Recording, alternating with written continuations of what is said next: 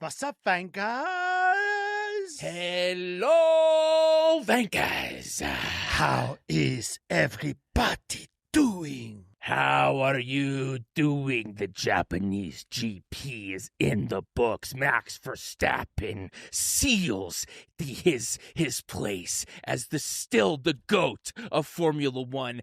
Everyone kneel down before the king. Kneel before your God. Kneel before your God. Before your God. It's Max Verstappen. Do not forget who the fuck I am. Yeah. Y'all forgot about Dre. We all forgot about Dre. Well, everyone was focused on Yuki Tsunoda. Everyone was focused on Yuki Tsunoda this weekend. And they forgot that Max Verstappen is, as they should have, buy the merch. But, there was another person in the Red Bull car. His name happens to be Max Verstappen, and he is the greatest driver to ever be in a Formula One car, says not only me, says many people who know more than me. That's what this weekend fucking proved. This is the Red Flags, brought to you by BetMGM. We're going to cover all things the Japanese GP. You might have thought this race was boring, but we're going to make it fun, okay? We're going to make this boring race fun, so stick around. We're like Max Verstappen with the Red Bull. We're going to drag this fucking shitty race. We're going to drag it. Yes. Drag it right to the top, baby. That's right. Other podcasters and other people in this space, baby, they're not getting out of Q1, but we're going to take this shit all the way to the top. We're getting pole with this episode. We're also almost at 50,000. We're almost at 50,000 subscribers on YouTube, so please smash that subscribe button, as someone like Mr. Beast would say. Smash it, dude. I can't take this anymore in the comments. Be like, wow, what a great account. I can't believe they only have 49K. It's like, shut up. Don't talk down to me. Don't talk down to me, Q7349X user. Don't. That's right. Talk down to me. So subscribe to the best podcast in Formula One history. It's us, the Red Flags. Yeah. All right. Let's talk Japan. Should we start with? Let's start with Max. Let's start with the boy. Max. Well, we forgot about Dre this week, but we forgot about Dre this whole year, baby. Forgot about Dre this whole year. Wow, it's like, is it going to be Oscar or Lando? Oscar or Lando? Oscar or Lando? The disrespect, Brian. Yeah. The fact that we thought for a second that he was out of this thing. No, he's 1 point behind. He's 1 point behind. This is a joke. Yeah. This is a fucking joke. He's going to win this thing. He's going to win this thing until he's not going to win this thing. Not to get too political. Yes. But it's like, not to get too political, but everyone's like, it's like the Trump. It's like, everyone's like, well, it's got to be over now. It's not. No. He's just going to, you know what I mean? He's invulnerable. The guy is invulnerable. A third term is here. This third term is here. He is invulnerable. Max, can get away with anything. He has got the shoot someone in Fifth Avenue car right now. And it doesn't matter. It doesn't fucking matter. Right. He's that good. Yeah. Yeah, you're right. That car is like any bad press that, Trump has ever received. It doesn't matter. People are like me and you in 2016 where they're like, that's gotta be it, right? Yeah. No. Everyone wants him to fall so bad. Everyone's so eager to like move to this Lando Oscar thing. And it's not gonna happen. It's just not going to happen. He is unkillable, dude. He's a fucking cockroach. He's not going anywhere. Well, it's the question of, is this going to be like every now and again this season where he'll have a performance like this and he'll be incredible? That's enough, Brian. No, first of all, that's enough because Lando and Oscar will be too busy. Yeah, but dude, they keep getting. I don't know, dude. I just think like they keep getting second and third. They're still up there. And I know this wasn't a flashy performance, obviously, clearly from the McLarens, and we can get into the whole Michigas over there. But like they're still going to be on basically every single podium. So I hear what you're saying. I know that Max Verstappen is the GOAT, but I still think that it's going to be a McLaren. It's still between those two boys in orange. They're bringing upgrades. Red Bull's bringing upgrades. It's over. It's over. It's over. And dude, they've got Yuki Tsunoda as his teammate. And they got Yuki Tsunoda. And they've got Yuki Tsunoda. Who over, dude. Let's be clear. Yuki Tsunoda, not the flashiest best weekend ever, but all things being relative, a step in the right direction for the Red Bull organization and for Yuki. I hate everybody, dude. I fucking hate everybody. When Liam got fired, everyone was like, how could they fire him? This is horrible. This is horrible. It's too early. And it was like the dude got in last place. He couldn't drive the car. Yuki gets P12 and they're like, what the hell? Why did they this is terrible. Why did they put Yuki in? I'm like, what am I in the looking glass? Like what the fuck is happening? Yeah. He started P14. He didn't qualify. He did demonstrably better than Liam Lawson. Right. And he just did. He just objectively did. So it's like, I don't understand. Explain this to me, Brian. Firing Liam after 2 races for coming in dead last was too harsh. But now they're like, man, this Yuki guy's not working out. After he finished P12 in his first race. I don't understand it, Brian. Explain it to me. I mean, because no one's ever happy with anything. But I think because I was feeling really down after the qualifying. We did a Patreon episode in the immediate aftermath of the qualifying, and you talked me off the ledge. You said, listen, he got out of Q1 and he was with Max, and they put him on a shitty tire strategy in qualifying. So if they put him on some fresh, softs in Q2, who knows, maybe he gets into Q3 and he holds his position and he gets points on debut. Maybe he gets pole. We'll never know, Brian. We'll never know.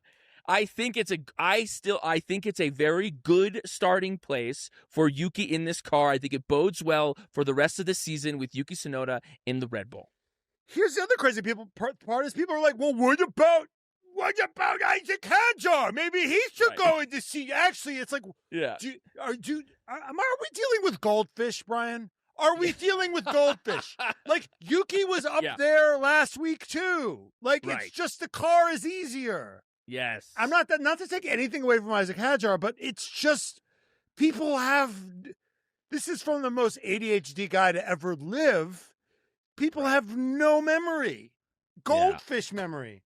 And by the way, I think people need to start publicly apologizing to Max Verstappen. Just publicly apologizing for writing him off, for saying that he was just a car merchant, for all these things, that he could only win when he had the best car. It's just silence. It's unacceptable to me. Like, when I say something that's wrong, I go, well, I fucked that up. I really fucked that up. It's rare, but when it happens, I do it. Everybody needs to come out. Like, where are all the Lewis stands right now that are like, oh, like, he's overrated. He's fucking amazing.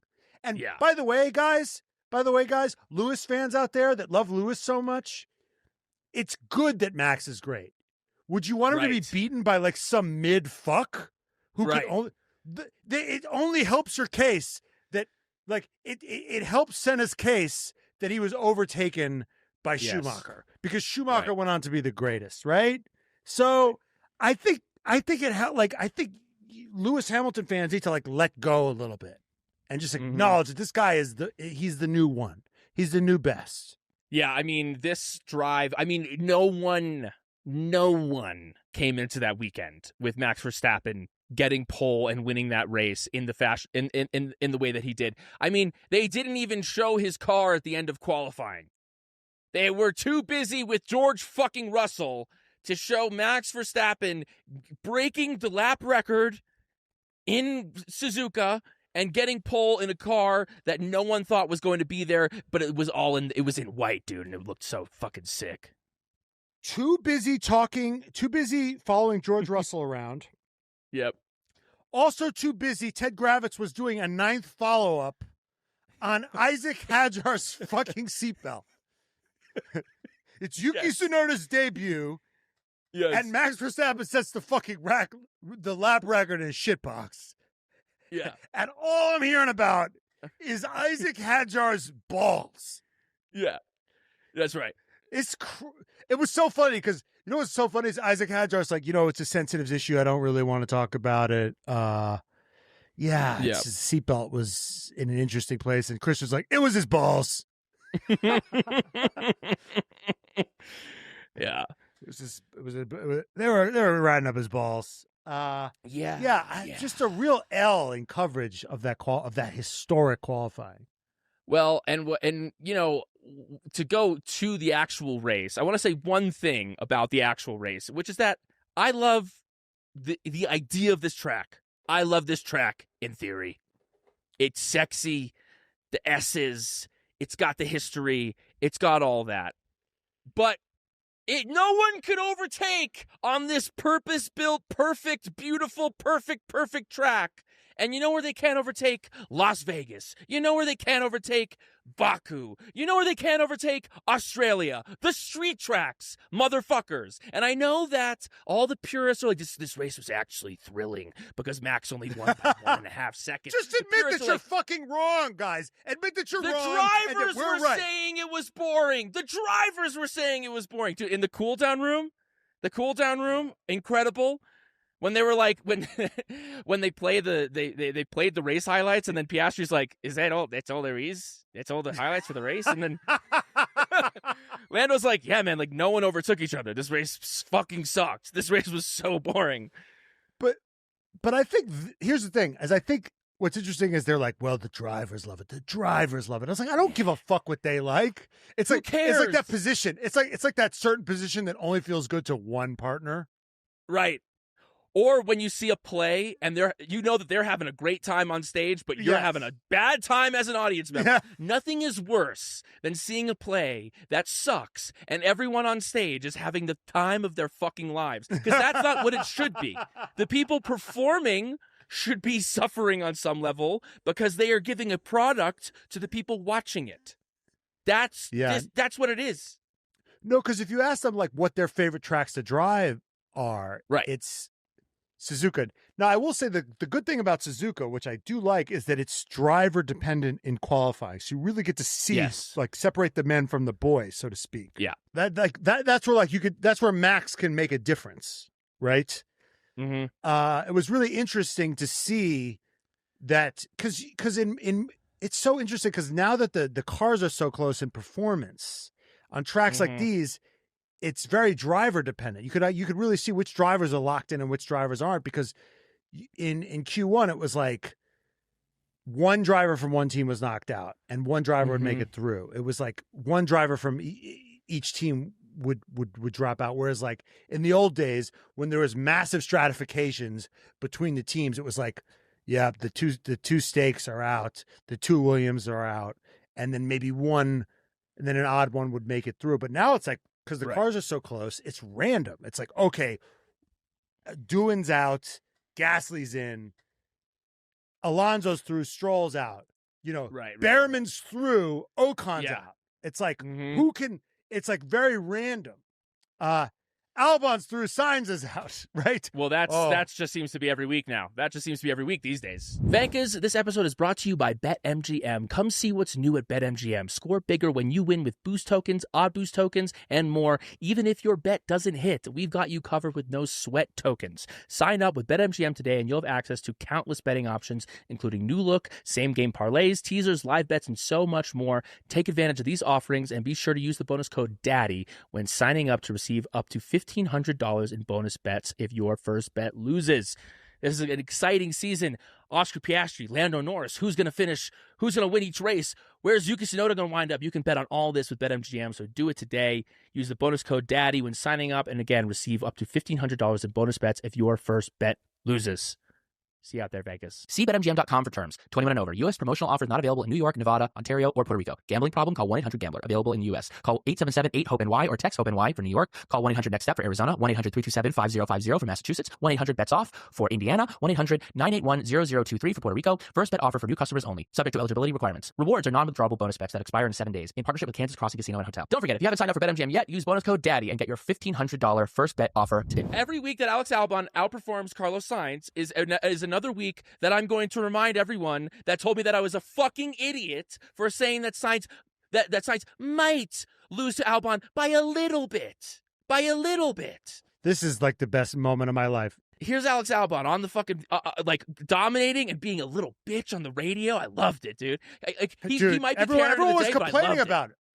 Everyone's complaining about it. I go, dude. Robert, there's that old saying, power corrupts. And I'm like, nah, dude, Robert Caro, who wrote these LBJ series, power reveals. He's revealing his inner cunt.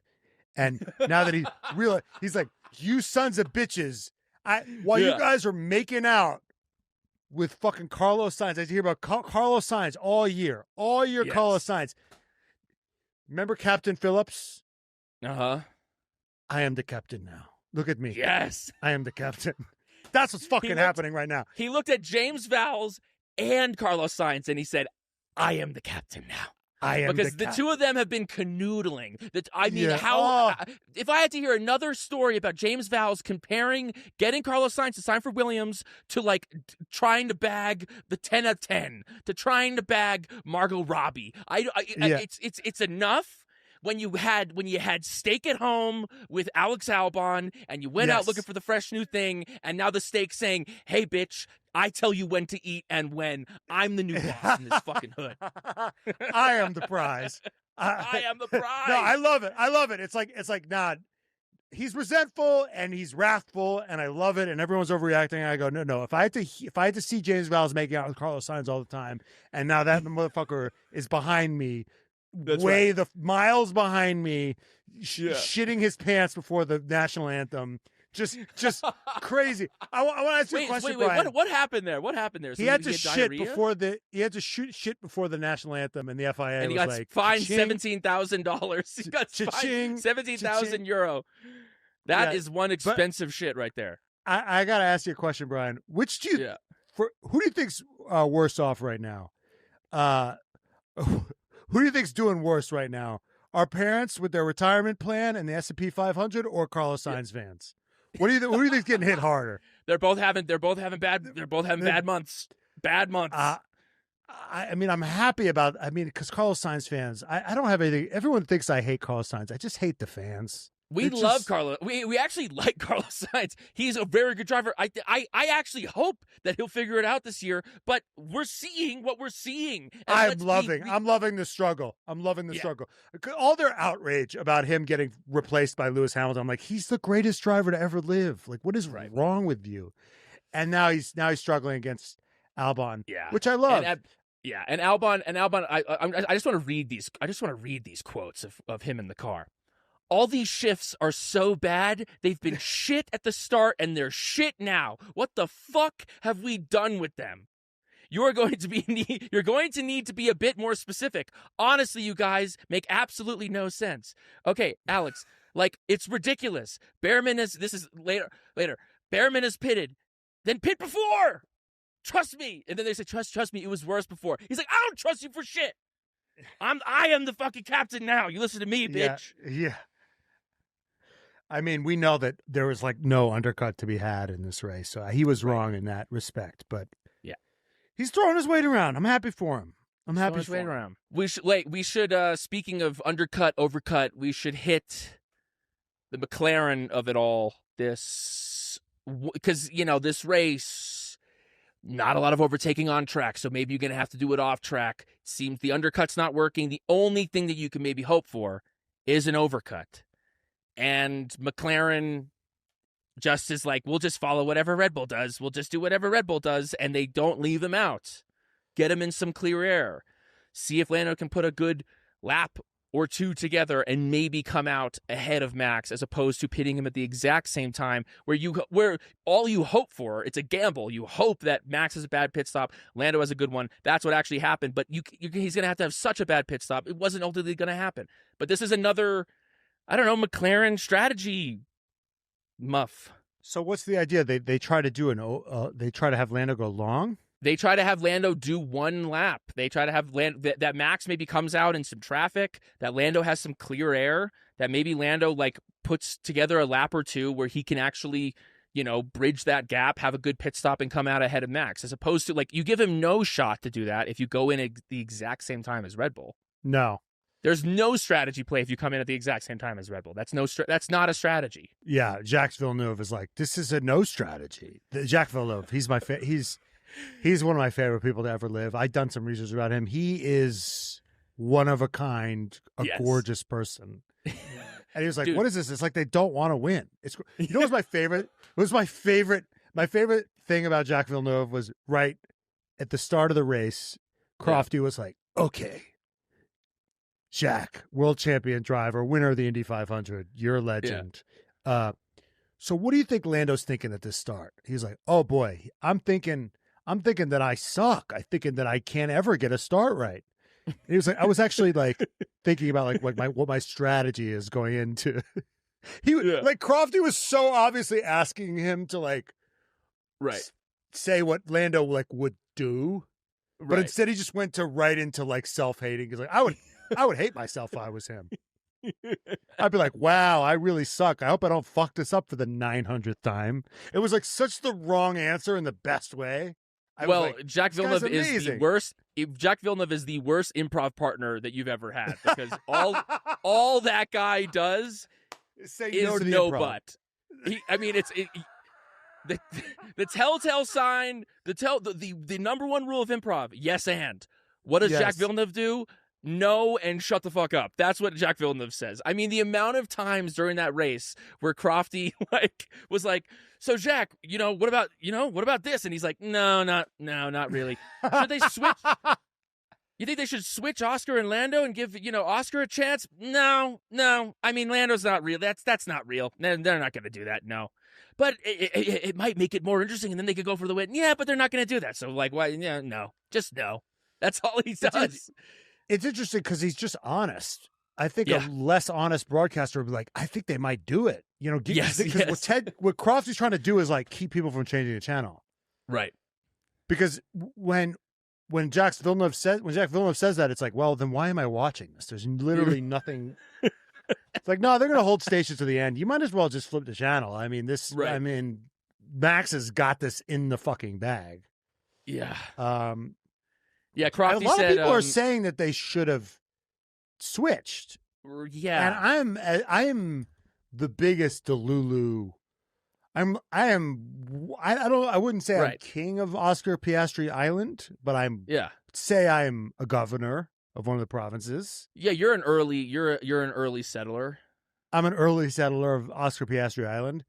And I was just thinking, why would they do that? If he's really that much faster, then get by Lando. Right. Just get by him. Let them race. It's papaya rules. Let them race. Let him race. I'm sorry. If he's supposed to get by Max and he can't get by Lando, then what are we talking about? Yeah, I didn't buy it, and I also don't buy that. I don't buy that. I also am kind of curious. Here's what we don't know. Yeah. Was Lando actually trying to catch Max? Was he trying his hardest? And was Max just was Max just with a slightly shorter kid, just keeping him at arm's length, just out of punching range? Yes. Or was Lando I'm just going to save my tires and beat Oscar and call it a day? I think that he was doing that. I think that he was like, this track's really hard to overtake. A P2 is fine with me in the grand scheme of things. Am I going to piss off Max Verstappen for this kind of unlikely scenario? I don't know. I actually, people might say that this is Lando doesn't have what it takes and he should go for the win. To me, this is kind of like an Alan Prost kind of move. The risk reward of trying to overtake Max, maybe getting taken out in the process on this track that's hard to overtake, as opposed to I'm in second. I've got Oscar kind of handled. I can put more pace in this car if I need to. And I've already been down this road. I'm going to pick and choose my moments this year where I need to go against Max Verstappen, and this is not one of them. But that's assuming that's only assuming that his rival is Oscar and not Max. Which who knows? But I think that he's right now. I think that that's what he thinks, and maybe down the line he'll see that, oh fuck, it is Max.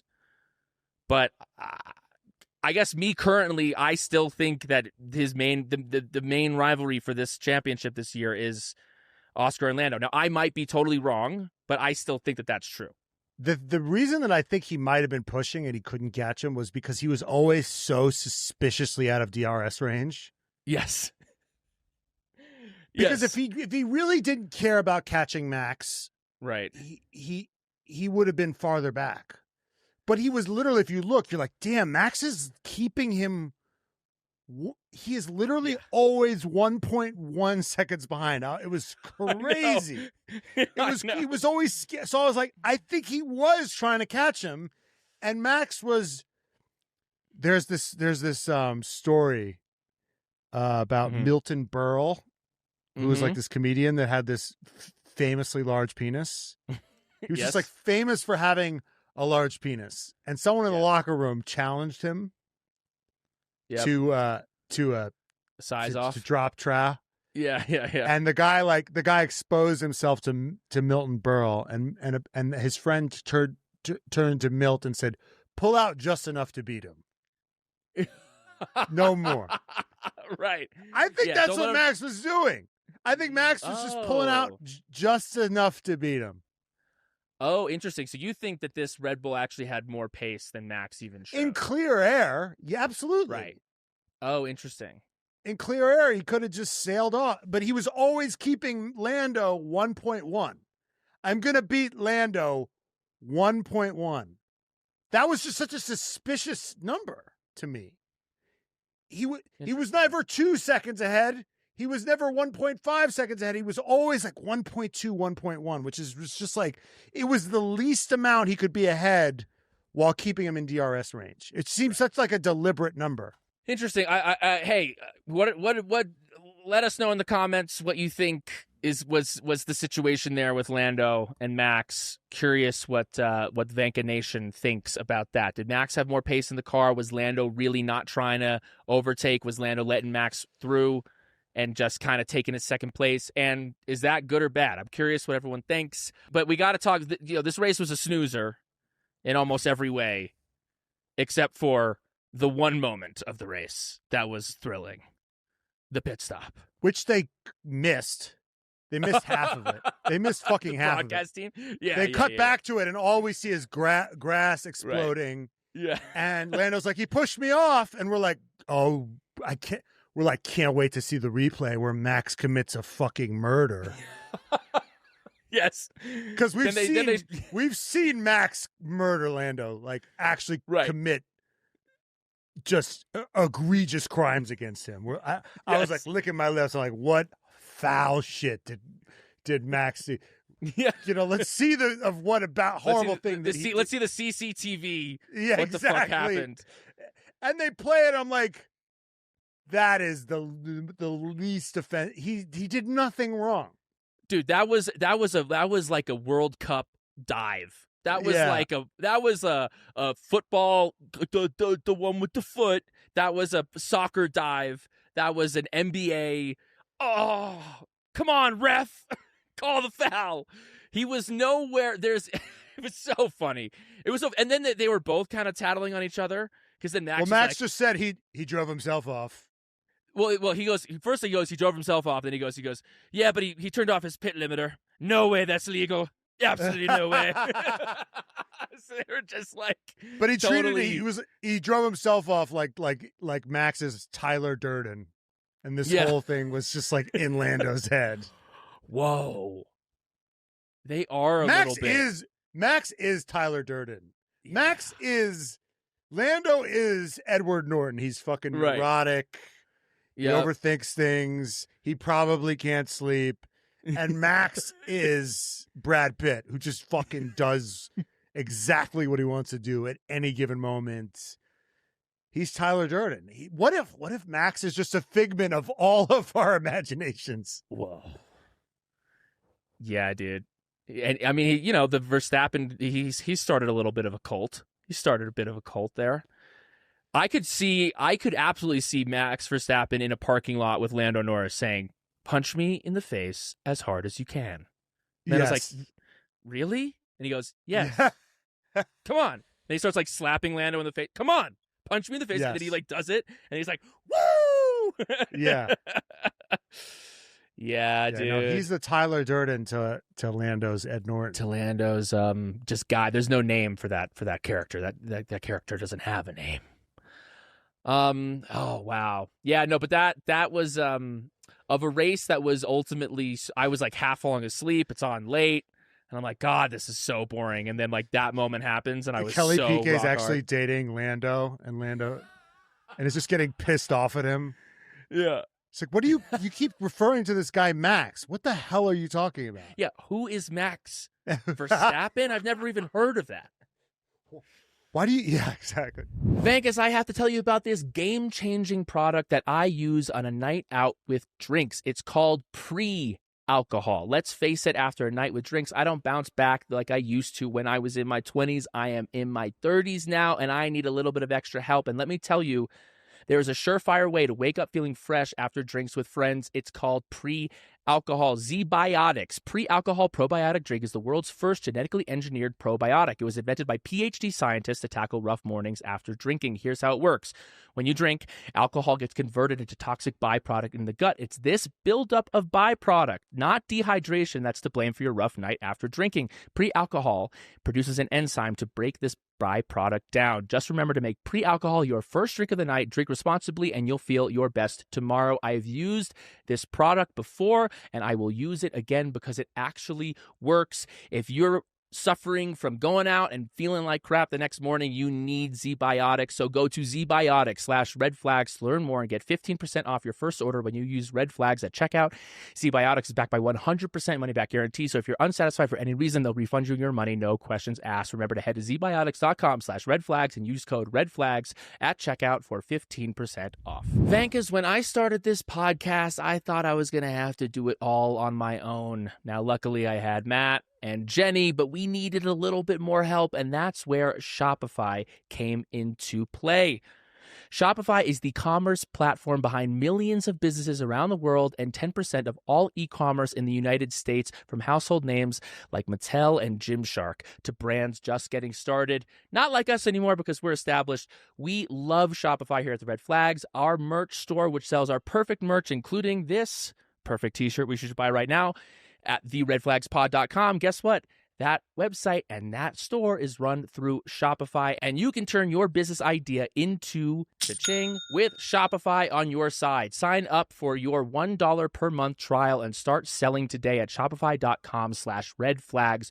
Go to shopify.com/redflags. Once again, shopify.com/redflags and get started today. Well, let's talk Ferrari. Interesting, just mediocre, middle of the road, totally underwhelming weekend for the red outfit.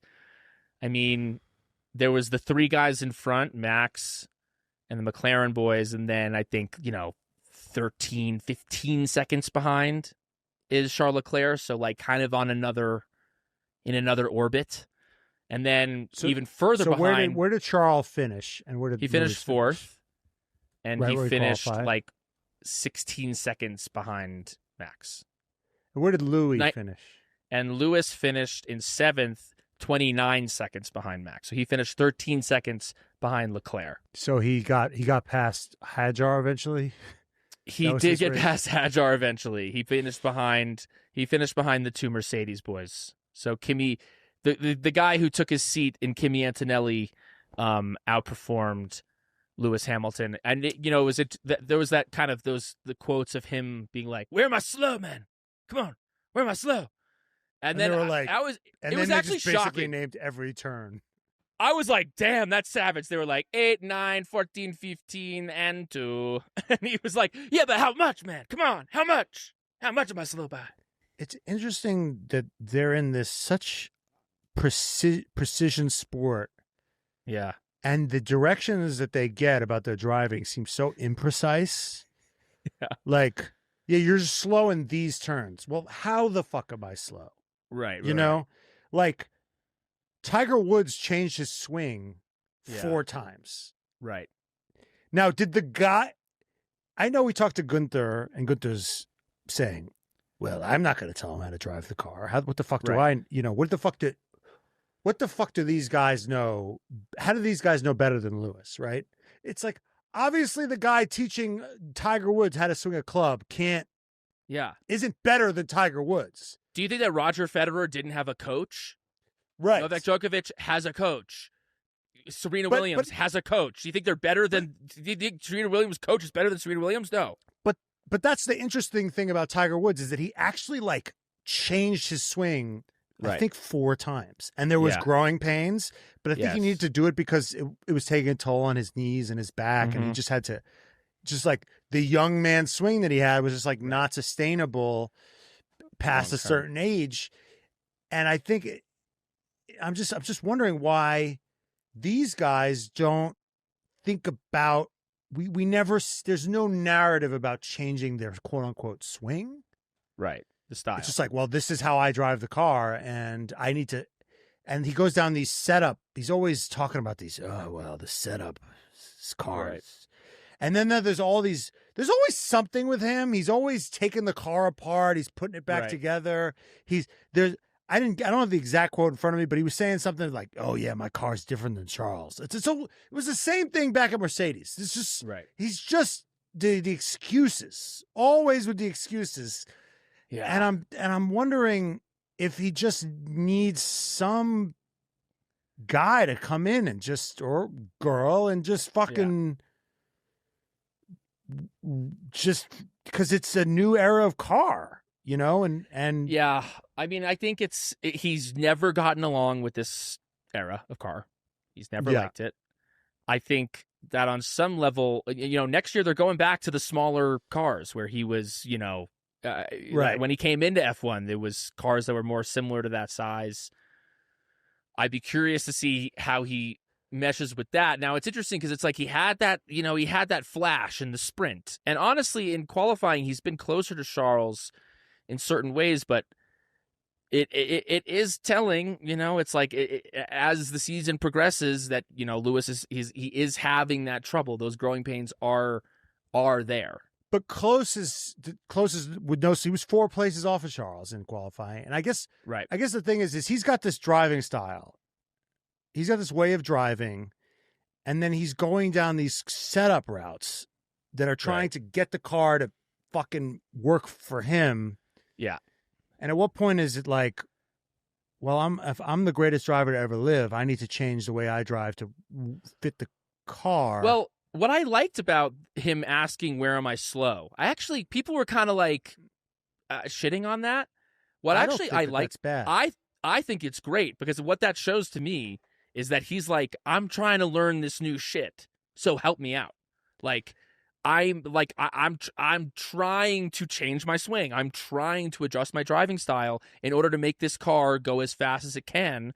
So honestly, I was really encouraged by those radios. I mean, they were tense, obviously, but it shows to me that he's really like going after it. And he didn't say that last year. Like last year in Mercedes, when he was kind of like a little bit checked out and he'd been in the car, whatever, the team, it seems like he's really like trying to break this code of this car. But just saying you're losing a tenth on turn 12, how does that make you faster?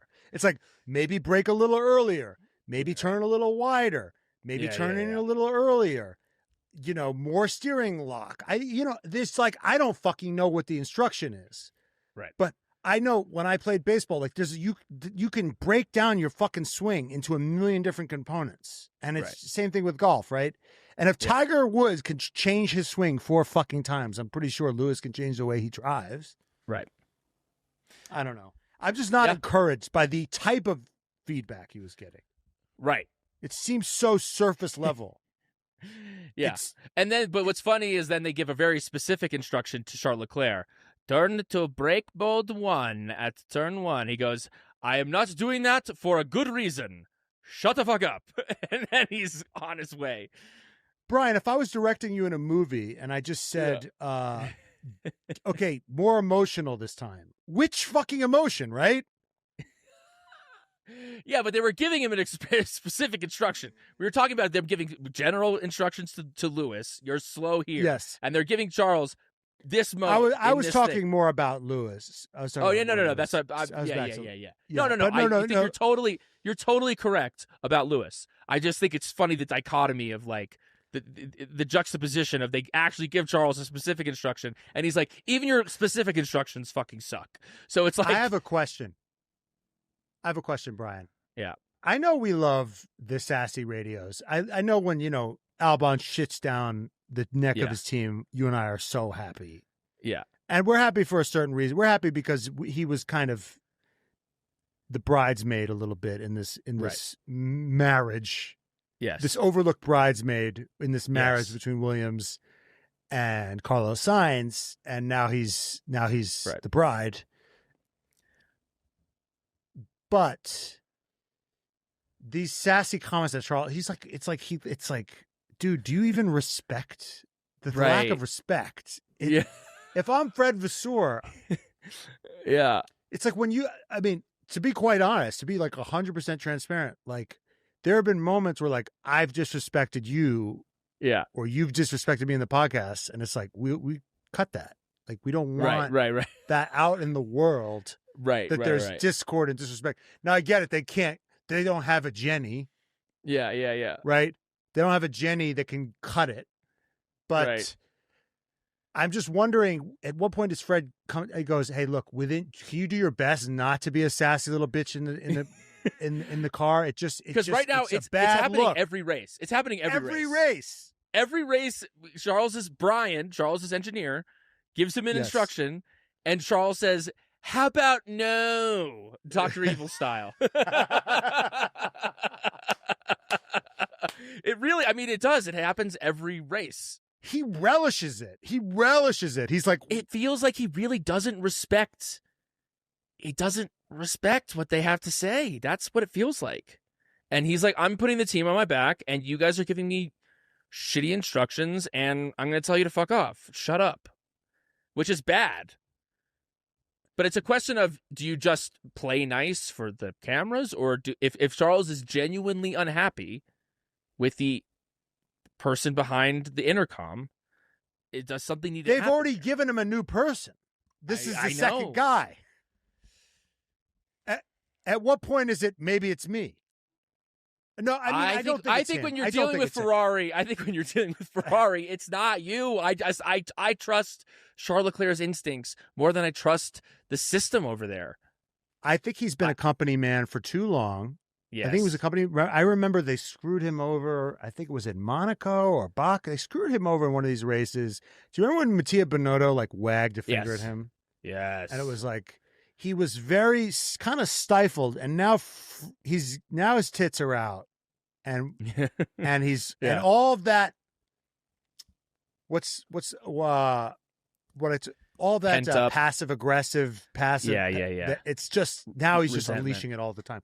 His therapist said, you got to stand up for yourself. So now he's standing up for himself all the fucking time, every second of the day. What is the right balance, Brian? Because you don't want to, whenever I have like work conflicts or, interpersonal conflicts, I'm like stuck between, do I hold it in and explode later, or do I just get into little fights every single day? What is the balance? Well, I think when you're someone like Charles, where it's not necessarily about it is about the interpersonal stuff at Ferrari, but it's also just about like how he is as a person. When you've been pent up for your entire life, balance doesn't. You don't just jump to balance. You gotta push it on either side of things. You go aggressive, and then you go, well, that's not really me either, and then you find your way to the middle. But I don't know. He does feel like a guy or a person that, you can always kind of tell when someone has recently had therapy, because they start bringing up, well, they start setting boundaries in kind of crazy places, They start setting boundaries like, I don't like the way that you pass I don't like the way that you pass the salt. Right. The way that you pass the salt, some people really they go to therapy, they hear a thing, and then they're like, I'm going to start doing this in every aspect of my life. And they weaponize the therapy. It's horrible. Yeah, the most toxic person you know might be in therapy, and their therapist might be saying, "You're totally within your rights to say that or do that." You know, that sometimes happens. But I don't know. I don't know. I really was thinking that Fred Vasseur was bringing a new vibe to Ferrari, but right now I just feel like it feels like classic dropping the ball clown show Ferrari. That's what it feels like. It's not, but they're not like dropping. The car is just not in a great window right now. There isn't some big strategy fuck up. They've screwed up strategy for the first 2 races. This time they didn't. That's true. That's true. They did actually screw up the strategy last time. Yeah, I mean, and the car is bad. So it's like, it just feels like this is kind of, it's double whammy. Now, it's interesting. So Fred Vasseur was in the press. He said that that this year, this is an interesting quote from him. He said that this season might be a qualifying world championship. It's the final year of the regulations. The car designs are finding a way around the rules that are meant to enhance overtaking, but that it's really hard to overtake now that these cars are all, pretty good. And so track position is going to be key this year. So if you can get it, and that's honestly, we saw that in this race, because by almost every metric, everyone's saying the McLaren car was actually better. But is it that much better, and is it that much faster on a DRS straight that it can really overtake a Max Verstappen in a car that's worse, but still close enough? I thought that was an interesting insight for Mr. Fred Vasseur. I think it's a lot better in terms of tire degradation, not outright, and maybe a little bit better, in downforce sort of drag ratio or whatever. But the thing is, when it's that much marginally, when the cars are only marginally better, when a car behind is only marginally faster than the car ahead, the dirty air now is so. Right. In 2022, apparently the dirty air there was like very little dirty air, like the regs worked, but now they've figured out a way. The other team, the teams have figured out a way to put on types of downforce that create more dirty air. So the dirty air is back. And apparently, F1 had an opportunity to do a mid regulation set switch to knock out the dirty air, and they didn't fucking do it. And now we're back in the situation where these teams are so close, they create so much dirty air. But even without the dirty air, when 2 cars are like almost the exact same speed, you're not going to get overtaking. Right. You're just not going to get it. So it's an interesting question. I think that this track was uniquely bad because there was no tire degradation. Yeah, well, that was also because of the weather. Like the weather, if it had been hot, then I think we would have had a better race. But because it was so cold and it had rained earlier in the day, the track was so cool that like and it had just been resurfaced. I don't know why they fucking resurface these tracks. Just don't resurface them. Don't resurface them. Let them be shit. They also brought. They should have brought. They could have brought. Pirelli could have brought a step softer tires, and then maybe you could have gotten maybe you could have gotten some wear. Right. So you need tire wear. Here's another interesting thing. There's a big speculation about, well, Max only has the 4th or 3rd fastest car, and then people are like, wait a minute. Well, if Max wins the race, it's not the fastest car. And then I thought about this. People are always saying, well, we should put them all in the same car and figure out who's the fastest. I think we know who's the fastest. I don't even think it's close at this point. Like, Max is kind of warping our understanding of who's got the fastest car. Like, well, he's got the 4th fastest car. Well, how could he win if he's got the 4th fastest car? It's like, you know what we need? We need 20 Max Verstappens. Yes. Put them in all the cars, and then we'll actually know. But this guy is actually fucking warping. We actually don't really know because this guy is bending the fucking spoon in the Matrix. We just don't fucking know. Because who knows? The Red Bull car might be the 5th fastest car, but Max Verstappen is just 100% that bitch. There was actually this quote after the race where Verstappen said, "I'm very happy with what I'm doing. I don't even want to think about it if I had been in that other car," referencing the McLaren. "Then you wouldn't have even seen me." It's Billie Eilish. You should see me in a crown, but a McLaren, right? Yeah. I mean, like, shots fired, and also after a performance like this, I'm like, who's to say that he's wrong? Because no, think about it. Anyone who says that he's wrong, anybody who says that he's wrong is absolutely insane. If you're a Lando fan or an Oscar fan, I'm a Delulu Lando fan. You put Lando in the Red Bull, he is not winning that race. I think you put Oscar in the Red Bull, he's not winning that race. You put anyone else on the grid in a Red Bull, they're not getting a podium. Max Verstappen, Max Verstappen and soon to be Yuki Tsunoda in that Red Bull can bring it to the promised land. I think if you put Max in a McLaren, I think he's won all 3 of these races, by the way. Totally. Did you know? And apparently one of the reasons Lando didn't get pole is he didn't hit the DRS button at the end fast enough. Like he was just a little slow. He just fucked up a little bit. Just these little mistakes. Yeah. And Brian pointed out that this was so funny. I thought about this. Yeah. Brian pointed this out in the chat. Alonso was saying Alonso was like watching the onboards. He's like, only Max can do that. He's the standard, And then he said my favorite thing ever. He goes, Max is keeping his championship close. It reminds me of 2012, which is so funny because he's basically saying, Max reminds him of him. Yeah. He's like, Max is basically just like a young me. I'm like, dude, it's not even close anymore. I mean, to Max's defense, to Alonso's defense, he did fucking, in those Ferrari years, he was a miracle worker.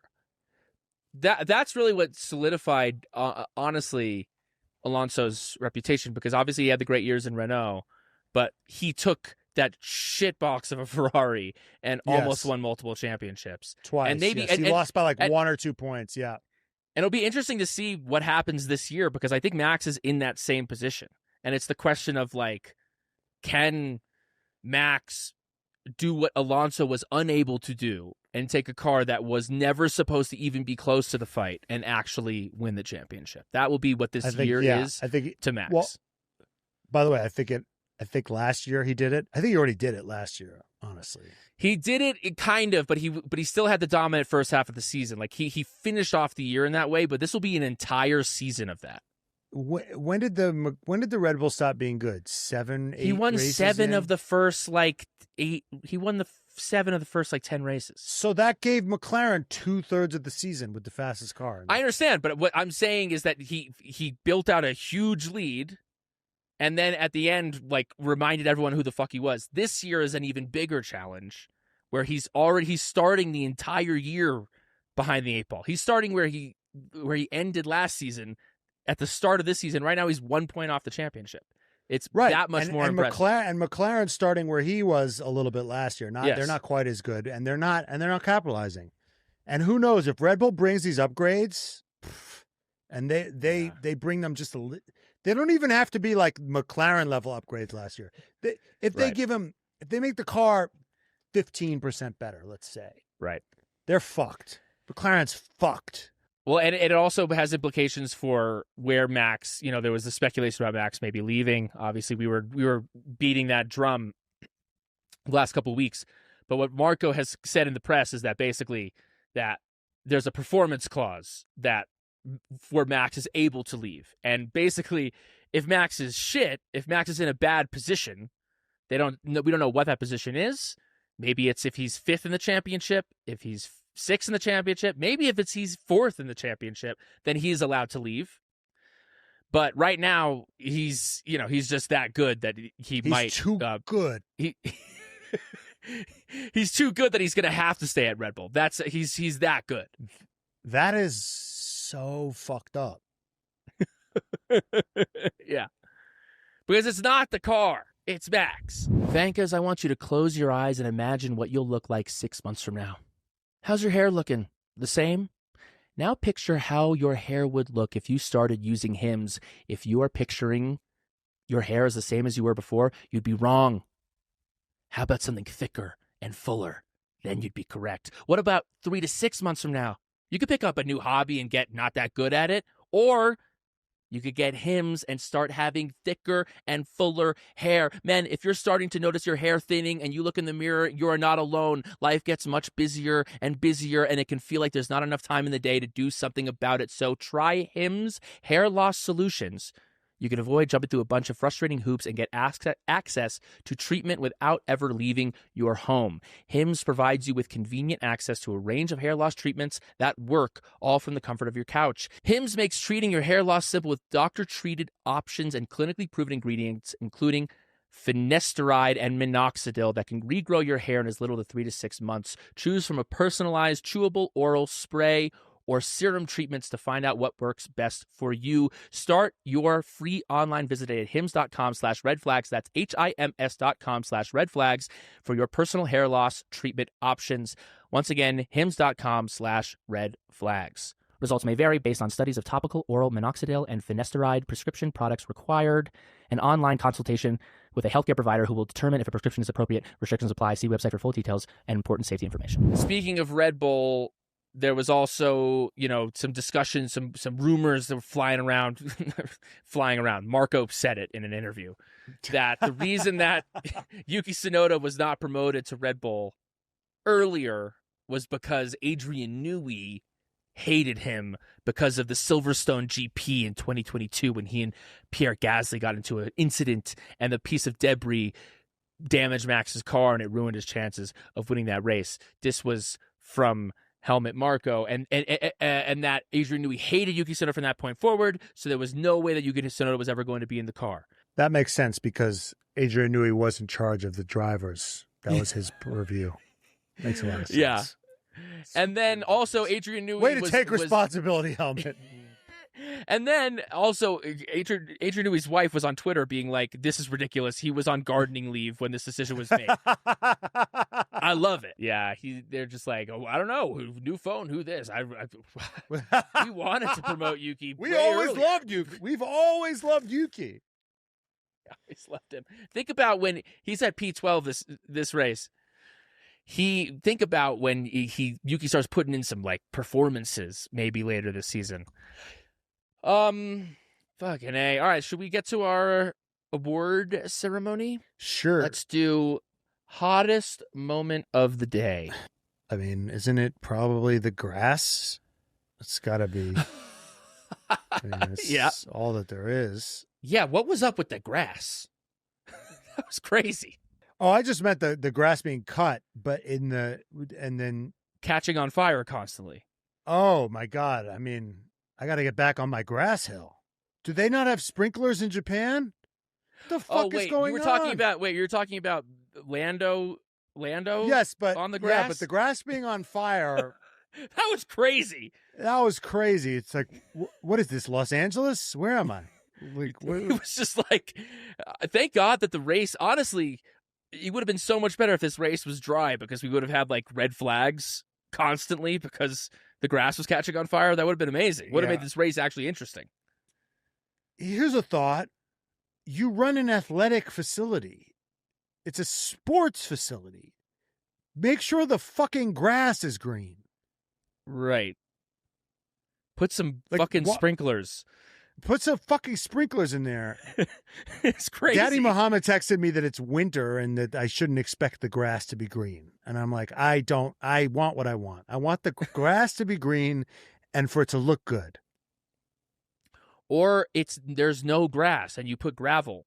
But if you're the whole point of you being, it's a racetrack. This is the race. This is the most important race that the thing should pop. It should pop. The climax. The reason it exists. Yes, make sure you have good grass. And my girlfriend was watching, and she wanted more cherry blossoms. There was barely any cherry blossoms. She's like, "This is bullshit." Okay, so I see. You were saying hottest moment was Lando on the grass. No, the hottest moment was literally the fucking apocalyptic looking fires that were occurring everywhere. Yeah, sure. Yeah. We got there by accident.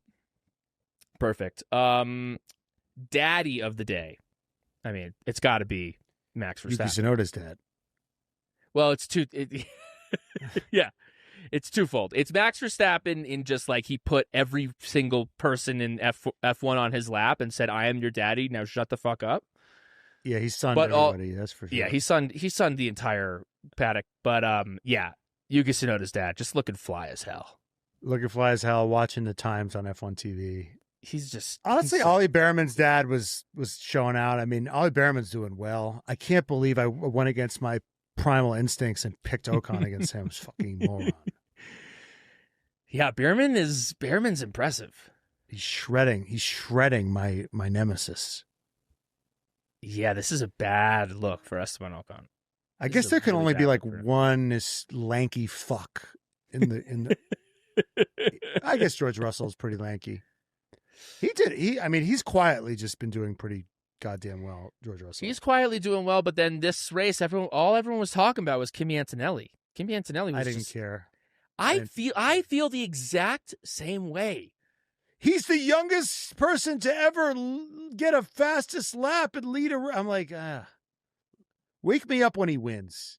Yes, or gets a podium, which I think he might. Or like beats George. Just guess what? George still beat him in the fucking race. Exactly, George still beat him in the race. I don't. That's not even George shade Russell's on Kimi. name. That's not even. All right. Yeah, they're comparing him to Max Verstappen, guys. Max Verstappen won his first race at Red Bull. First race. Now, did Lewis and Nico Rosberg take each other out? I don't in that give race? a fuck what happened. It doesn't matter.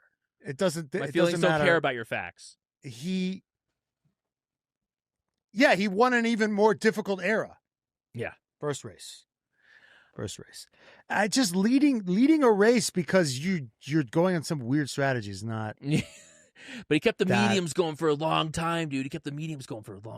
He's very likable. I mean, I've seen him interviewed, and there was that great moment where he won Driver of the Day last week, 2 weeks ago, or whatever it was. Yeah. They're like, "You're Driver of the Day, Kimi," and he goes, "Me, me, how? Yeah, how is that possible?" Yeah. Yuki got Driver of the Day, which was absolutely correct, which made perfect sense. And he didn't finish, he was next to Lawson at the start of that race. And I thought there might have been fireworks, but he was able to climb. I had that onboard up the whole first lap. Dude, they kept showing the start again, and I was like locked into the 2 white cars in 15th and 14th. I was like, so actually, Yuki did not get him in the first sector. It wasn't a jump. It didn't jump him at the start. He didn't. Lawson was ahead. For most of the lap, and Yuki was like on his gearbox, and Lawson just made a mistake. Yep. He just wobbled, and Yuki went right on past. Yep. Talk about Lawson's heaven. That's tough. You were in last place in Red Bull, got demoted, and now this Hazard kid might be really good. Yeah. You might just really bad luck on his end. Right. Yeah, it's tough. This Hadjar guy is the truth. He's having who's feeling like a fucking genius right now? You know who's feeling like a fucking genius? This game, it's all about career moves. It's only like 60% driving ability, this game. Yeah. You know who's feeling like a fucking genius right now? Oscar Piastri. Because he could be slugging it out. He could be slugging it out with Alex Albon right now in a fucking Williams. Yeah. Or graduating to an Alpine. Or an Alpine. Yeah. Instead, he was like, you know what? I'm gonna move to McLaren. Yeah. And he's around there with Lando, and he just got a huge fucking deal. And he's considered a star now. He's a star now. And his bank account's flush. He could just be fucking. He could have replaced Nicholas Latifi or Logan Sargent, and everyone would have been like, wait a minute, is this guy even that good? Right. Seriously. Yeah, no, it's true. It's true, and we're seeing what Albon can do now. Like, who knows? Like, Albon just had like a rough roll of the dice. Like, if Albon's in that McLaren, who knows where he's at this year? Right. Who the fuck knows? Way to go, Mark Webber. And happy birthday to Oscar Piastri. I don't really get birthdays. Yeah. Nobody ever gave a shit about my birthday, December 26th. No one ever came. Everyone was always doing. Talk about being a Jew on Christmas. Having your birthday, December 26th. No one cares. I was always thinking, what is it? It's the mother that does all the work. Hashtag That's feminism. True. Yeah. It's like you didn't. Everyone's like, it's my birthday. I'm like, what did you do? It's your mother that fucking went through that horrific experience. Yeah. So fucking true. Shout out to Nicole. is what I'm trying to say. Shout out to Nicole Piastri. That's right. It was actually her day yesterday. It was actually her fucking day. Yeah. That's very true. Radio of the day. We discussed the Albon, we discussed the Charles Leclerc, but I think it was the back and forth. He pushed me off. He drove himself off. And he put off the pit limiter. No way that's legal. No way. No way. The Rashomon. The Rashomon. Just an absolutely beautiful exchange. Just a beautiful back and forth. An honorary mention for the kind of the tension of the Max trying to cut the tension with the dad joke. No, expensive lawnmower you got there. Wow. That was a dad joke, by the way. Talk about daddy of the day. That was a fucking dad joke. Such a dad. He's prepping. I mean, he's already, a stepdad, and he's about to be, full biological dad. He's prep. He's dude, Max Verstappen in 30 years is going to be embarrassing the shit out of his kids. Max Verstappen is going to be the most politically incorrect. Oh my God, I cannot believe Dad just said that fucking thing. Yeah. I get him out of here. Yeah. Karen of the day. Lando Norris. I think it was probably. Lando. Yeah. Lando Norris. Lando dude, it's the boy who cried wolf, but it's like he's already been mauled by wolves. Yeah. It's not like Max has actually committed crimes against him. So to then complain when that was the only time in Max's entire life where he was innocent. Well, he thought that he was maybe going to get away with the priors. With Max's priors, they're like, well, of course. Right. We both thought it. Oh, well, Max must have done something. They show the tape. He didn't do shit. Yeah. He didn't do shit. And red flag of the day. Red flag of the day. My red flag of the day is the Red Bull Racing Organization putting Yuki Tsunoda on used soft tires in Q2 for his first out lap. Get him into Q3. Do everything you can to get him track position, and especially at a race like this. That's my red flag of the day. I want to just say whoever designed these fucking regulations, and with the tire, it's just like, why the fuck can't they overtake? All this bullshit. Well, you can't get too close because then your tires get hot. I'm like, why is that a thing? Yeah. And people that say that figure it out. Like they're so focused on the lap times, and they're not focused enough on the racing. Just figure out a way so they can fucking pass each other. Is that too much to ask? I'm with you. Fuck, marry, kill this podium. Max Verstappen, Lando Norris, Oscar Piastri. Marrying Oscar.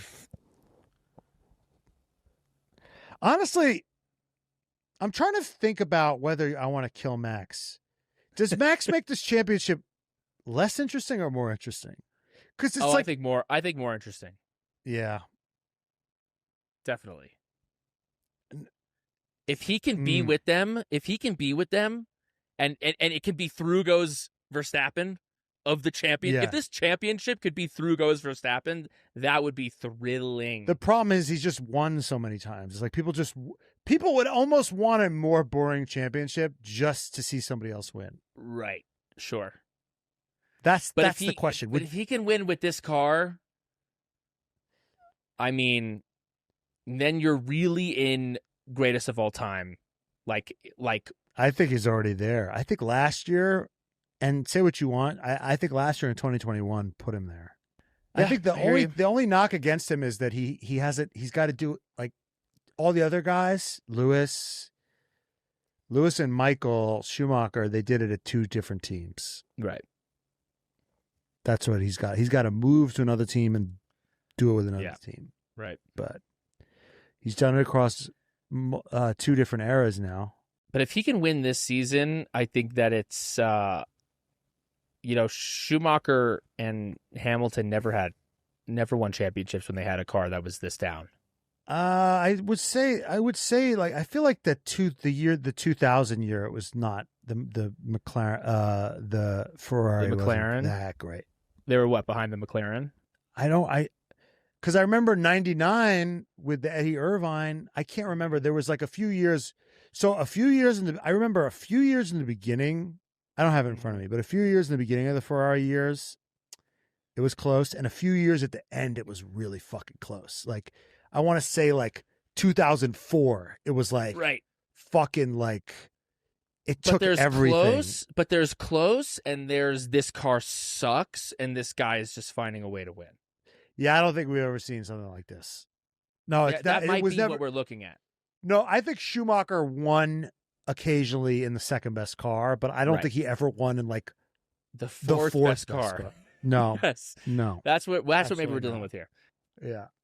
Okay, so what are you going to do? You're going to marry Oscar. You're going to kill Lando, and fuck Max. I guess fuck. I'll be with you on that this year. Fuck Max. I'll be with you on that for this race. I think Lando needs to. I think Lando's he's in quite a state. When he says I don't think so. He says, I want to win the championship my own way. I could be who's he trying to convince? Us or himself? I don't think this was a bad week for Lando. I really don't. I personally still think, I mean, I've said it multiple times now on this podcast, and we'll play the tape if I'm wrong, but I still think that his main rival this year is going to be Oscar Piastri, and putting in second places if he Alan Prosts this thing, and he doesn't try to overextend himself to get glory on the day in order to like get glory for the year. I still think that it's his. I still think he's driving this thing.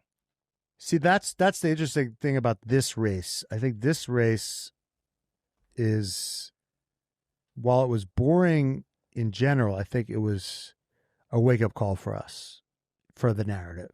It was like, it was kind of like, oh, you think you got? It's like when Daenerys flew down with her dragons. Spoiler alert! And you're like, oh, the dragons, and then the guy took his spear and just threw it and just fucking killed the shit out of the dragon. You're like, oh shit. Right. Max has got a dragon spear. You know, it's like he's not out of this fucking. He's still in this shit. Yeah, you're more hype on that than I am, but you might be right. Is in the comments, is Max Verstappen going to win this championship? He's 1 point behind. I understand, but it's a how is this possible? McLaren has won the last two races, and somehow Max is only 1 point behind. How is that possible? I mean, we'll see. We'll see who's right. Let's remember who you're now on the Alex Albon train, baby. Let's remember who started it. I've always been on the. We'll see who's right. We'll see who's right. You're such a fucking liar. No. No, let me correct myself. I was always an Alex Albon doubter. Yes. I doubted it so much that I bet against him with Carlos Sainz. Right. But I am here for the tariff effect of the Alex Albon crash. Yeah, for sure. Yeah. So I'm curious what the Venka Nation thinks. Is Max going to win this championship, or is it still McLaren's to lose? Bahrain coming up. You think Maxie Boy's pulling this off again?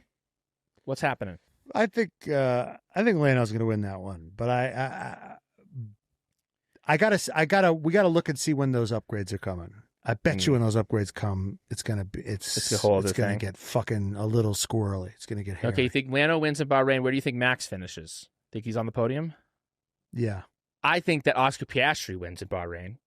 I think that Lando Norris gets third. I think Kimi Antonelli gets second. Just pulling that right out me ass. Pulling it right out me ass, but that's what I think. Yeah. By the way, guys, I think Kimi is a fine prospect. I'm not going to go crazy. I'm not giving him his flowers because he led a race for 10 laps when he didn't pit. Yeah. I'm sorry. Yeah. Who else was up there? Like, Hadjar was right behind him. I'd be like, what are we talking about? And beat his teammate. I think Bahrain might be the first time that Kimi pulls it out the bag with having done testing there. having the familiarity with the track, with this momentum. I think let's hold on giving him his flowers until he has that performance, which I think might come in Bahrain. Yeah.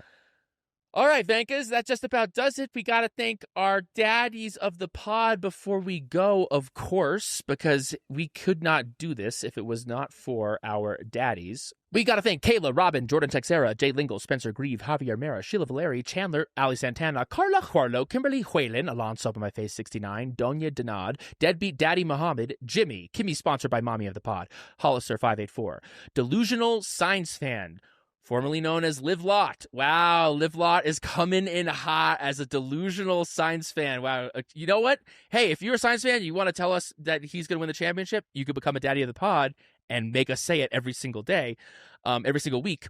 We got Kat, Future Dr. Dion, Steph Grossi, JB Fresh, Laura, Emily Gillenwater, Cody Hull is my F1 daddy, Branch W, Keep Up the Sainz Hate, gotta balance it out, Hunter Scruggs, Salmonella Mozzarella, I'm a Leclerc fan, and yes, it hurts, Jay Kess, George Russell is Evil Peter Parker from Spider-Man 3, Matt Edwards is always right, I wish I was Max and Danny's love child, Delaney Andrews, Henry Caskey, Miles Lewis Alexander, The Real Toto Wolf, Maggie B., Kaylee Breyer, Eve with Y, Aaron Fiber, Devin, a.k.a. the future Dr. Sullivan's PA, Courtney Frazier, Yuki Tsunoda's other mother, Austin, Megan, Aaron, Pineapple with a Y, Matt has a secret boner for Carlos Sainz. See, you could be a daddy of the day and make me say that every week, you know? You could make me say that Lando Norris doesn't have that dog in him. That could be your name.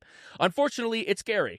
Carolina, my name is AJ, and fuck the HOA. K-Mag and fuck Smash My Door any day. The official F1 race program and its executive editor, Sarah. I got tickled by the Tifosi. Hey, Jet, good luck out there. Allison Sane, Zhuzh, F1 Dude Company, Trent Slickman, Code Brown Sonoda, Jerome Ferreira, Colapinto is a fraud, Aaron, Shawhid, Jeans Rockstar, Chohun, Shake and Bake, Catalick My Balls, Stay Fierce, Charlotte Claire, and our honorary pod, Daddy of the Pod, Nicole Piastri.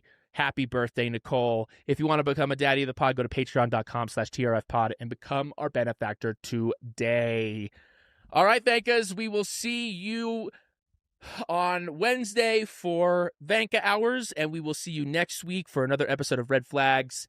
Subscribe now. Goodbye, Vankas. Goodbye, Vankas.